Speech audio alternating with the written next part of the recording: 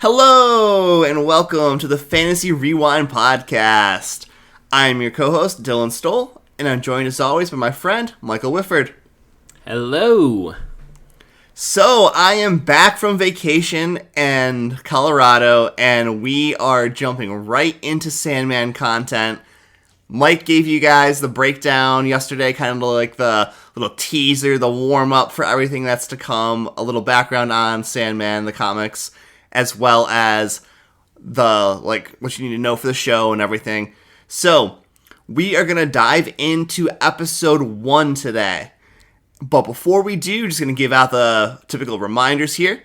If you'd like to get in contact with the show, you can do that on Instagram at Fantasy Rewind Pod. You can do that on Twitter at Fantasy Rewind.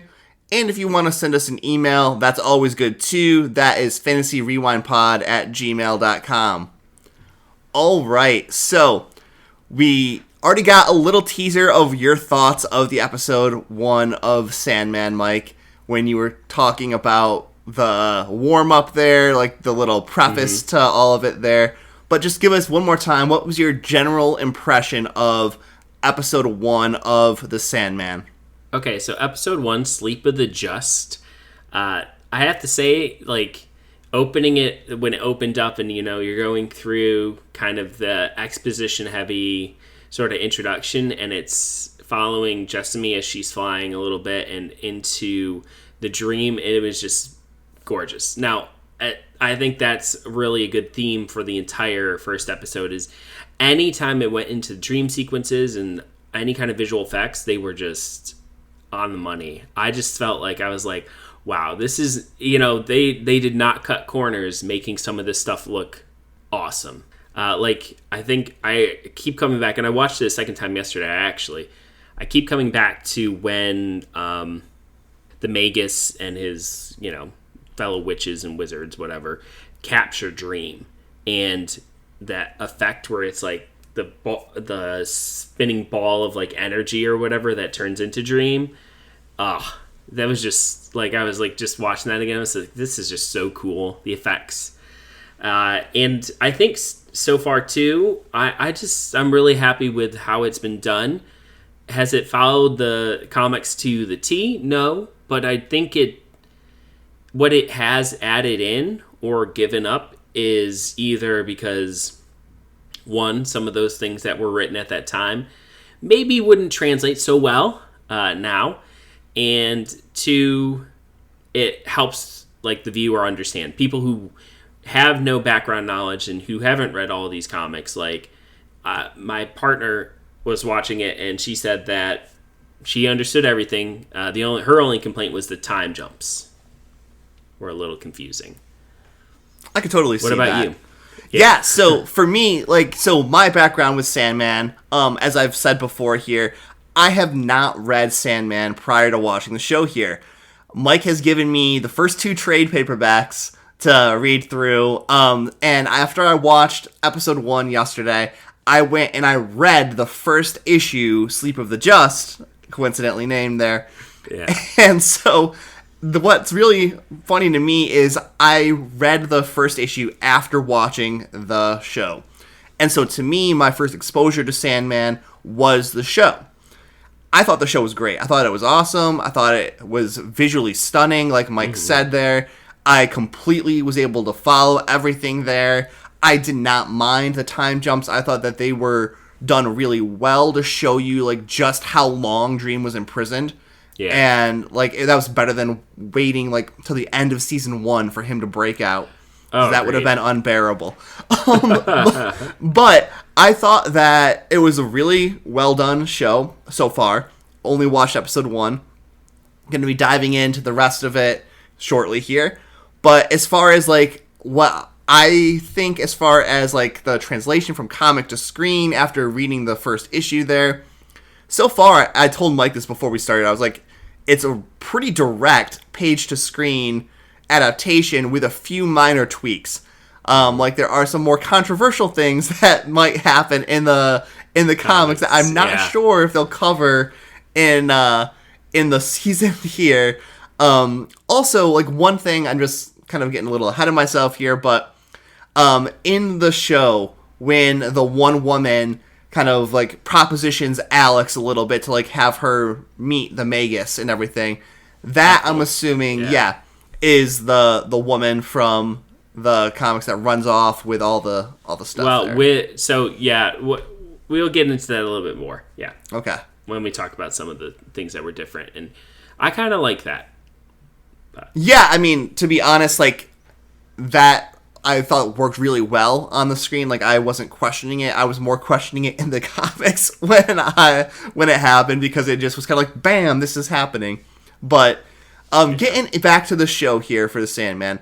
All right, Mike, I'm gonna pass the baton to you and let you kind of lead the discussion on this. So go ahead, give us what we got for Sandman here.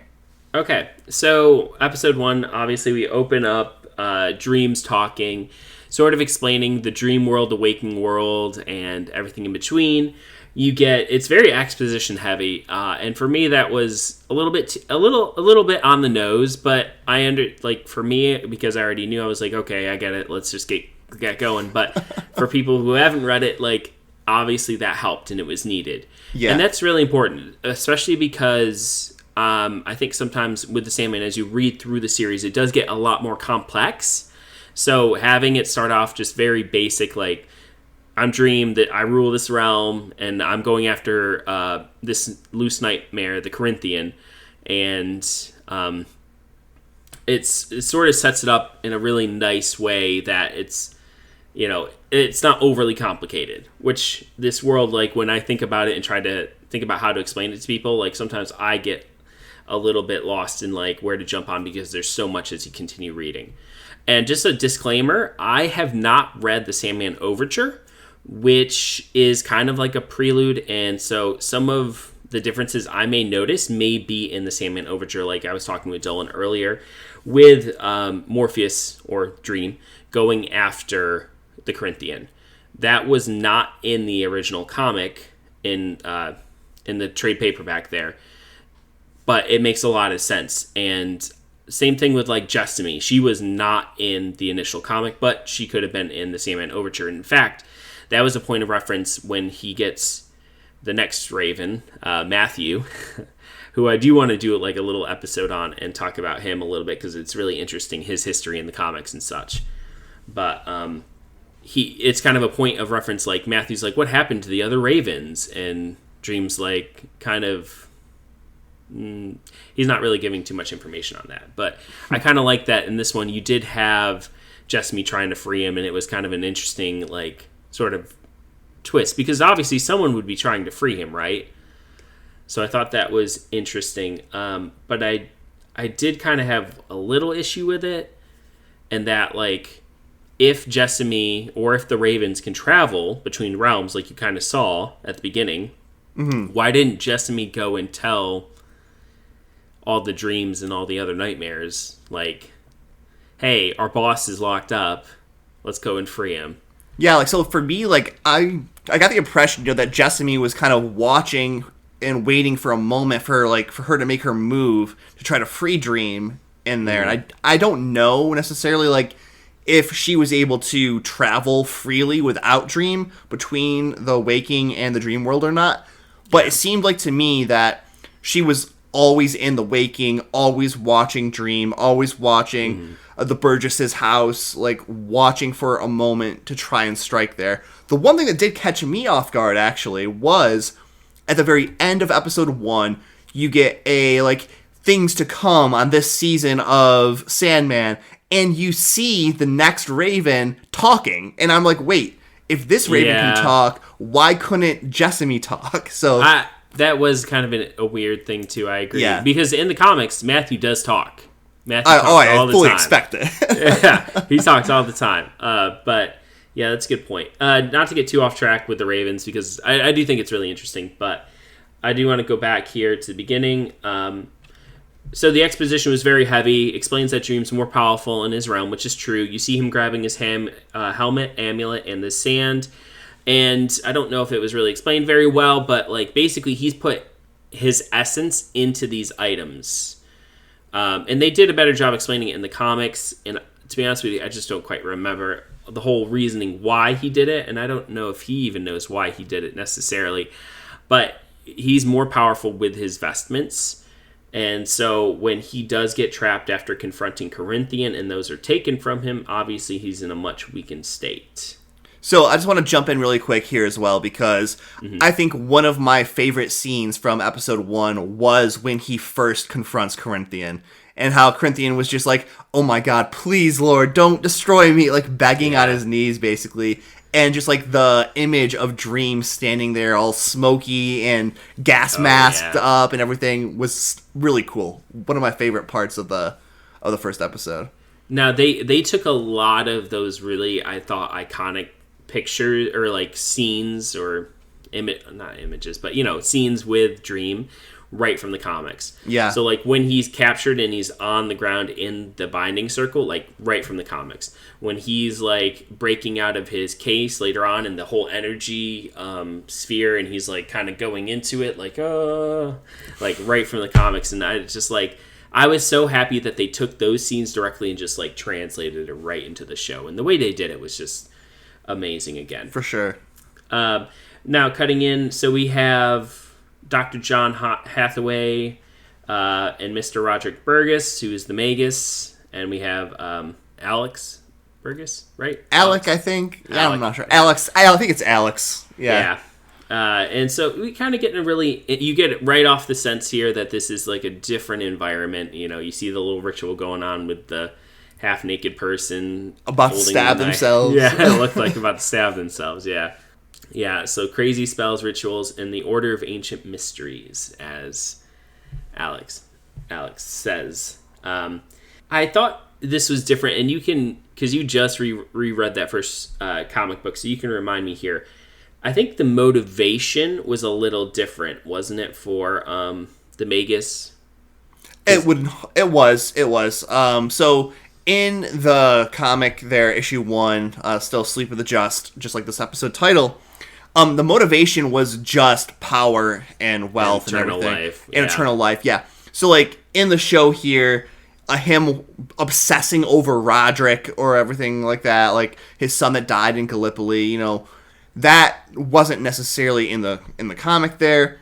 Also, like, I'm sure we'll get into this when we talk about this character a little bit more, but Alex in the comics is so much different than he is on the show, and much more likable on the show.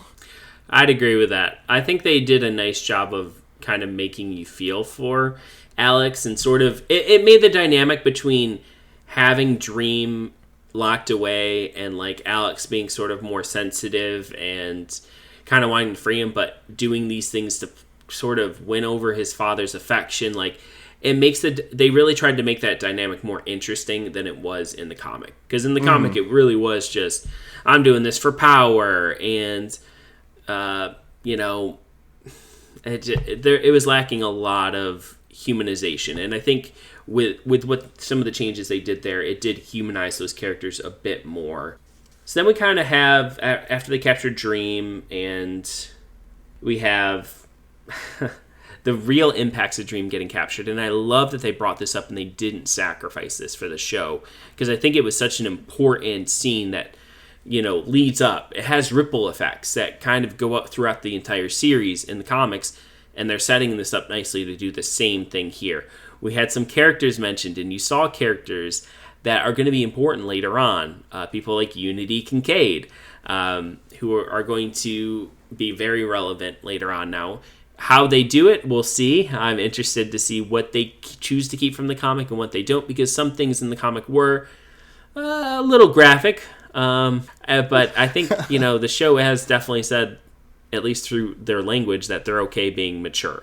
And which is the only way to really adapt the Sandman, because it does deal with some really dark stuff at times. It has this horror element to it that's really important to it. And it would be a detriment if they took that away. Now, I like that, again, the real impacts, people not waking up, the sleeping sickness, the waking sickness, like people not being able to fall asleep. Dream being captured was a big deal. And I'm glad that they had that, sort of everywhere.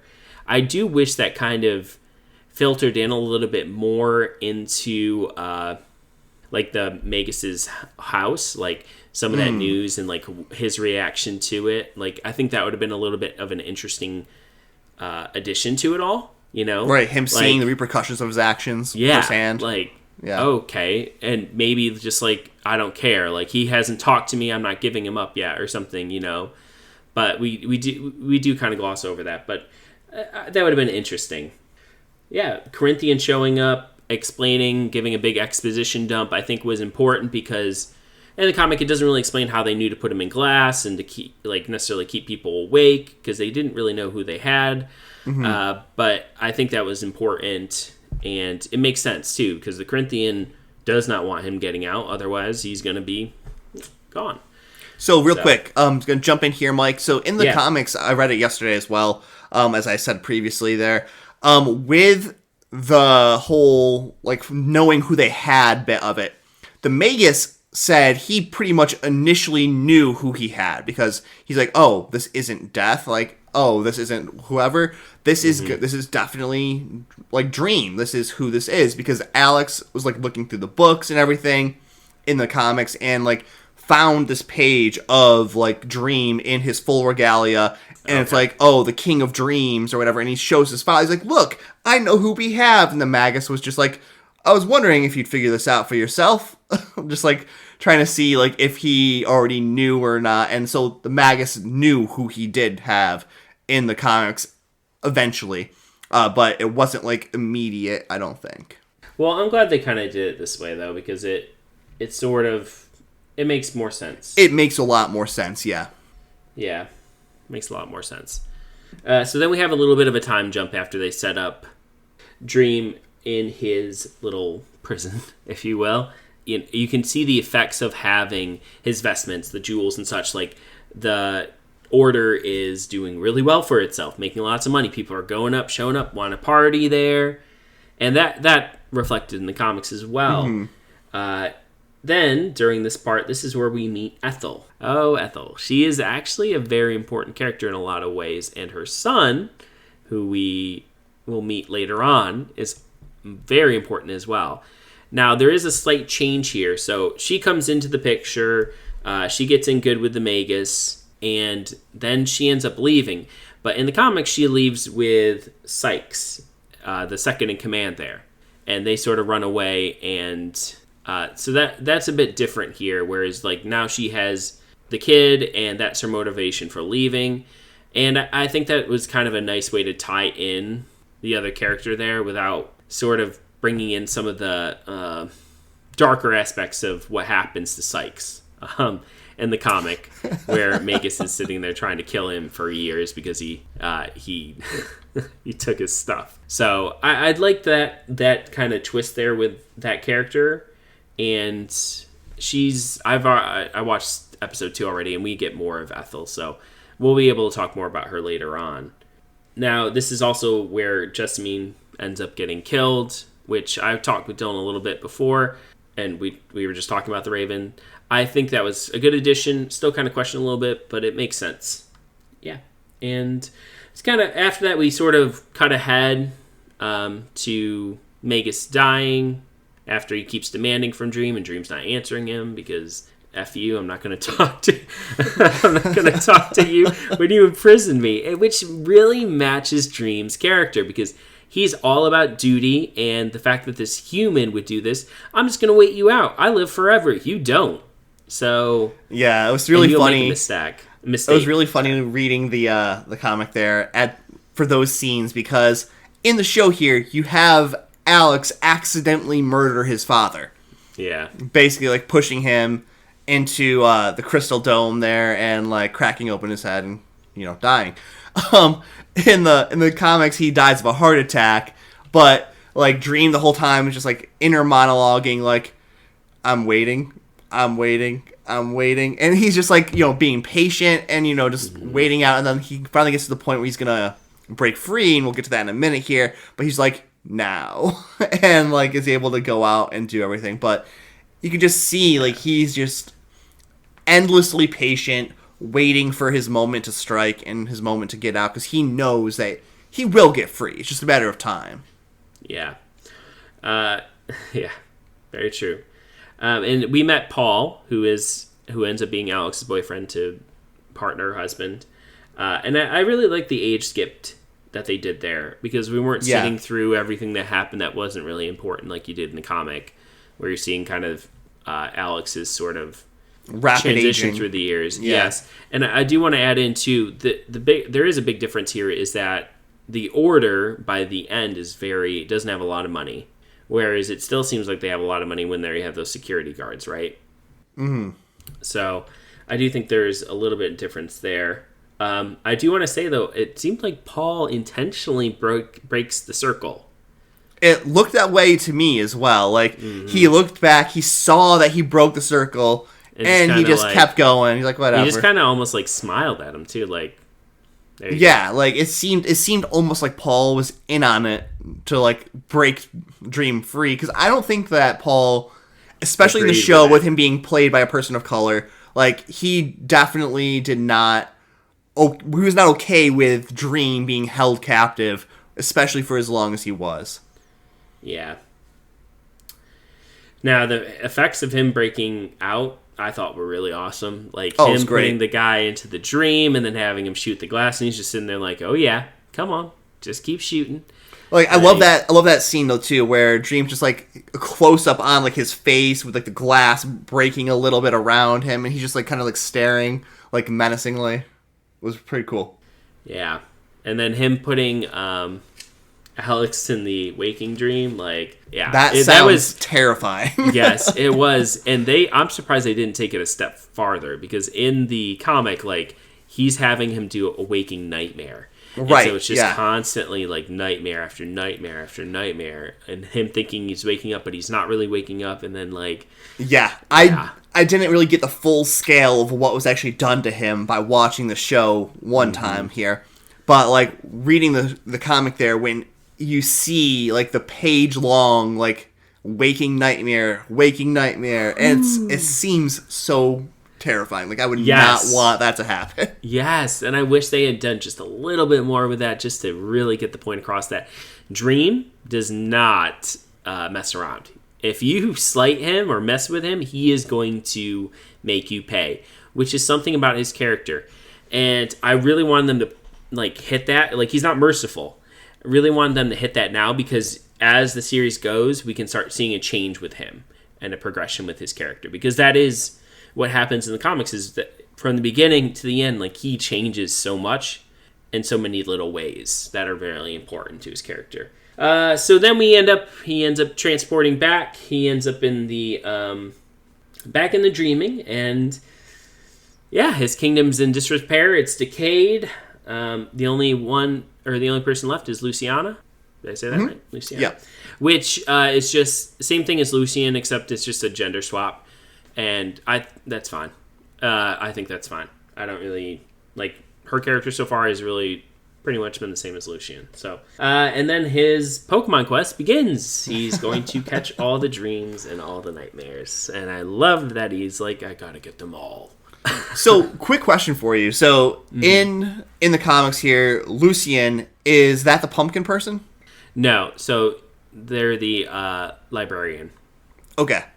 Because I was going to say, like, you got a quick glimpse of the little pumpkin person in episode 1 here, when it was flying through the dream towards the beginning. You got a glimpse of a few really neat characters. Yeah. Which we'll get to later on. I'm really excited for Barbie and her dream world and how they do that. You haven't read that yet. I know nothing about this, but Barbie's dream world, that sounds... Yeah. Honestly, you don't have that. I have that trait, I think, still. But it's going to be interesting to see how they mix some of this stuff, and I hope they stay relatively true throughout. Now, they can jump around a little bit and pull some of these storylines so they're going at the same time, because some of the Sandman comics were like short stories or dreams or like, sort of out there stuff. So it'll be neat to see what they keep and what they cut. Either way, though, I hope that this show is very successful with people, because I just want more of it. And once you watch, I also want to say, just at the end of episode 1 there, where they had the what's to come, I thought that was so smart. Oh, for sure. Yeah. It's not at the end of at least at the end of episode 2, it was not there. In fact, episode 2, I watched episode 2 and it went right in episode 3 and it was just like seamless. It was really cool. I feel like they did this just try to like hook people in. It's the first episode ever of this series that's been, dramatized onto the small screen here. And so like having that like sneak peek was a good way to like try to gather in viewers to, oh, did you like this? Well, here's like a sneak peek of what's to come. Like, don't go anywhere. Come on back. So yeah, it was good. I agree. It was good. I'm excited though. As we get to know some more characters and we get into the dreaming, and I'm excited for you to take this journey too. Yeah, no, I'm excited. Like I said, I enjoyed Sandman episode 1. I thought that it was very cool. It kept the mystery alive though too, where like I have no idea like of everything that's to come still, and I think that's kind of exciting because the show didn't give you like everything. It showed you he's going to be going to hell. It showed you he's going to be having a little fight with Lucifer here, or at least that's what it looked like to me. But it didn't like spoil anything with that sneak peek at the end there. It was all done very like tastefully and just like enough to tease you to try to get you to come back here.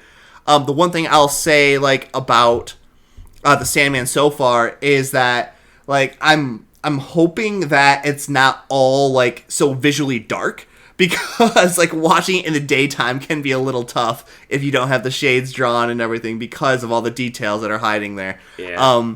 Other than that though, like I said, I've enjoyed it so far and I'm looking forward to seeing more. Awesome. One last little note here is the gate. I don't know if you were really analyzing the gate into the dreaming. So you see, no, not really, no. His mask, right, kind of on both doors. But then on the side, you have like these panels, and some of those were definitely some of the cover art to some of the comics, and I was like, oh, that's such a nice little like Easter egg there. I loved it. But all right, I think that's it for me talking about episode 1, Sleep of the Just. And I'm ready to talk about episode 2 whenever you get a chance to watch that.